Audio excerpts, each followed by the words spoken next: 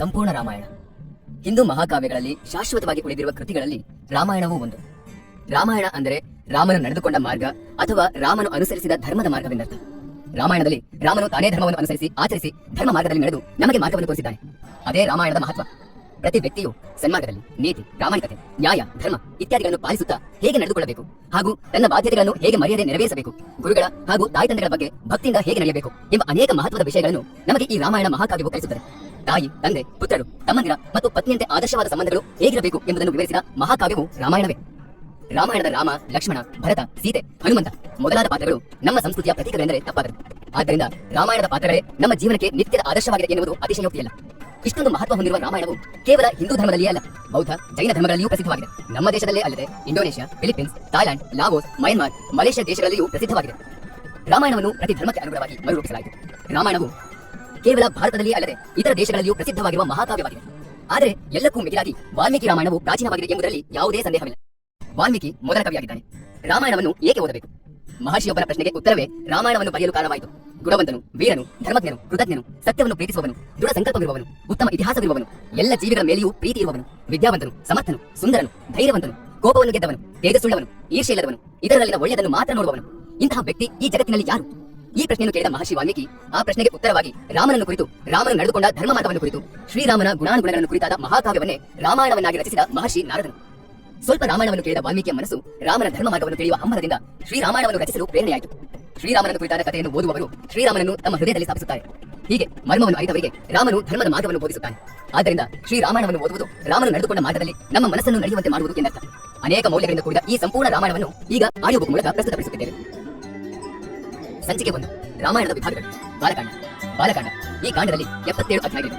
ರಾಮನ ಜನನ, ಬಾಲ್ಯ, ವಿಶ್ವಾಮಿತ್ರನೊಂದಿಗೆ ಪ್ರಯಾಣ, ಯಾಗ ರಕ್ಷಣಾ ಕಾರ್ಯ, ಸೀತಾ ಸ್ವಯಂವರ, ಸೀತಾರಾಮ ವಿವಾಹದ ಘಟನೆಗಳು ಈ ಕಾಂಡದಲ್ಲಿವೆ. ಅಯೋಧ್ಯಾಕಾಂಡ. ಈ ಕಾಂಡದಲ್ಲಿ 119 ಅಧ್ಯಾಯಗಳಿವೆ. ಕೈಕೇಯಿಯ ಬೇಡಿಕೆ, ದಶರಥನ ದುಃಖ, ಸೀತಾರಾಮ ಲಕ್ಷ್ಮಣರ ವನವಾಸ ಪ್ರಾರಂಭದ ಕಥಾಹಂದರ ಈ ಕಾಂಡದಲ್ಲಿದೆ. ಅರಣ್ಯಕಾಂಡ. ಈ ಕಾಂಡದಲ್ಲಿ 75 ಅಧ್ಯಾಯಗಳಿವೆ. ವನವಾಸದ ಅವಧಿ, ಮುನಿ ಸಂದರ್ಶನ, ರಾಕ್ಷಸ ಸಂಹಾರ, ಶೂರ್ಪಣಖೆಯ ಅವಮಾನ, ಸೀತಾಪಹರಣದ ಘಟನೆಗಳು ಈ ಕಾಂಡದಲ್ಲಿವೆ. ಕಿಷ್ಕಿಂಧಾಕಾಂಡ. ಈ ಕಾಂಡದಲ್ಲಿ 67 ಅಧ್ಯಾಯಗಳಿವೆ. ರಾಮನ ದುಃಖ, ಹನುಮಂತನು ರಾಮ ಮತ್ತು ಸುಗ್ರೀವರ ಸ್ನೇಹ ಬೆಸೆಯುವುದು, ವಾಲಿವಧೆ, ಸೀತಾನ್ವೇಷಣೆಯ ಪ್ರಾರಂಭದ ಘಟನೆಗಳು ಈ ಕಾಂಡದಲ್ಲಿವೆ. ಸುಂದರಕಾಂಡ. ಈ ಕಾಂಡದಲ್ಲಿ 68 ಅಧ್ಯಾಯಗಳಿವೆ. ಹನುಮಂತನು ಸಮುದ್ರವನ್ನು ದಾಟುವುದು, ಸೀತಾನ್ವೇಷಣೆ, ಲಂಕೆಯ ದಹನ, ಸೀತೆಯ ಸುಳಿವನ್ನು ರಾಮನಿಗೆ ತಿಳಿಸುವುದು. ಯುದ್ಧಕಾಂಡ. ಈ ಕಾಂಡದಲ್ಲಿ 131 ಅಧ್ಯಾಯಗಳಿವೆ. ಸಾಗರದಲ್ಲಿ ಸೇತುವೆ ನಿರ್ಮಾಣ, ಯುದ್ಧ, ರಾವಣ ಸಂಹಾರ, ಸೀತೆಯ ಅಗ್ನಿ ಪರೀಕ್ಷೆ, ಅಯೋಧ್ಯೆಗೆ ಮರಳಿ ಪಟ್ಟಾಭಿಷೇಕ. ಉತ್ತರಕಾಂಡ. ಸೀತೆಯ ವನವಾಸ, ಕುಶ ಲವ ಕಥೆ, ಸೀತೆಯ ಭೂಮಿಗುಡುಪು, ರಾಮಾವತಾರದ ಅಂತ್ಯ. ಈ ಕಾಂಡವು ಮೂಲ ರಾಮಾಯಣದಲ್ಲಿ ಇಲ್ಲ, ನಂತರ ಸೇರಿಸಲಾಗಿದೆ ಎಂಬುದು ಕೆಲವು ಬುದ್ಧಿಜೀವಿಗಳ ಅಭಿಪ್ರಾಯ. ಬಾಲಕಾಂಡ. ಕಥೆ ಸಂಕ್ಷಿಪ್ತವಾಗಿ. ಅಯೋಧ್ಯ ನಗರವು ರಾಜಧಾನಿಯಾಗಿತ್ತು. ಕೋಸಲ ದೇಶವನ್ನು ರಘುವಂಶದ ರಾಜ ದಶರಥನು ಆಳುತ್ತಿದ್ದನು. ಕೌಸಲ್ಯ, ಸುಮಿತ್ರ, ಕೈಕೇಯಿಯರು ಅವರ ಪತ್ನಿಯರು.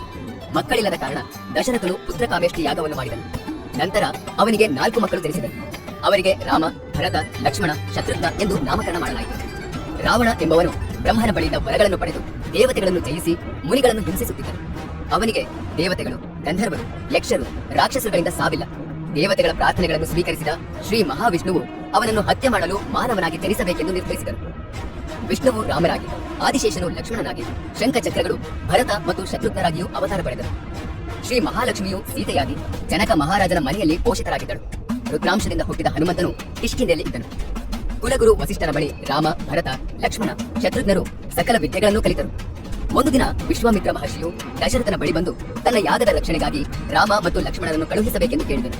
ಮೀಸೆ ಚಿಗುರದ ನವ ಯುವಕರನ್ನು ಕಳಿಸಲು ದಶರಥನು ಸಂಕೋಚಿಸಿದರೂ ವಸಿಷ್ಠರ ಸಲಹೆ ಅನುಸಾರ ವಿಶ್ವಾಮಿತ್ರನೊಂದಿಗೆ ಕಳುಹಿಸಿದರು. ವಿಶ್ವಾಮಿತ್ರನು ರಾಮ ಮತ್ತು ಲಕ್ಷ್ಮಣರಿಗೆ ಅನೇಕ ಅಸ್ತ್ರ ಶಸ್ತ್ರಗಳ ರಹಸ್ಯವನ್ನು ಬೋಧಿಸಿದನು.